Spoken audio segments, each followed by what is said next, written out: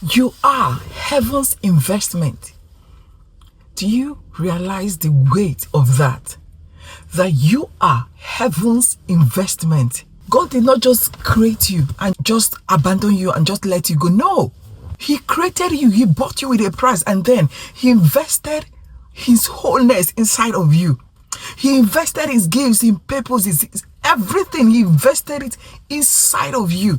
He invested the best of the best, all he's got. He invested inside of you because you are his treasure. You are heaven's highest investment. You are the investment of heaven. That is why Satan was so jealous of you when God was creating us. He was so jealous because he saw what God created. He saw how God put all his being inside an earthen vessel. And he was so jealous of us. That is why up till now, he has to battle for you. He has to battle for your soul. Because he realizes the power of he realizes who you are. Most times, I think most Christians, most of us, Satan actually understands who we are much more than we understand who we are. He knows, this guy knows. He knows what God invested in us. He knows the treasure in this earthen vessel. He knows that God put his most valuable asset inside this earthen vessel. That is actually, because I was studying what this treasure actually means. It actually means a deposit, where you deposit the most valuable thing. So God deposited the most of the most valuables inside of us. That's who we are. So you need to understand who you are. The Bible was saying that in 2 Corinthians 4 verse 7, but we have this treasure in earthen vessel, that the excellency of this power may be of God and not of us. We are this treasure. You are this heaven's investment. You were bought with a price. Because if you look at 1 Corinthians 6 verse 20, it said you were bought with a price. We were bought with the blood of God. We were bought with the blood of Jesus. This is serious. This is no joke of how important you are. How much of a treasure that you are. The investment that God makes of us, this investment, he expects return because he knows what he invested. And so he expects return of our gifts, return of the multiplication. He expects fruits of this investment, like the fruits of the spirit, love, of joy, patience, all of that. He expects them because he invested. He invested a lot, the best of the best in you.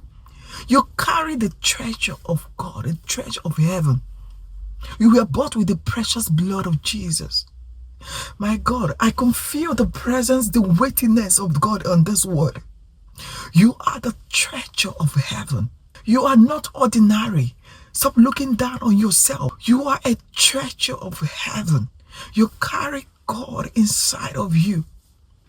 If you're yet to understand who God is, please go and study the story of God with the Israelites, the 10 plagues of Pharaoh, how God dealt with, how God made that distinction between the people of the Israelites and the Egyptians. Because he knows the treasure that you carry, who you are.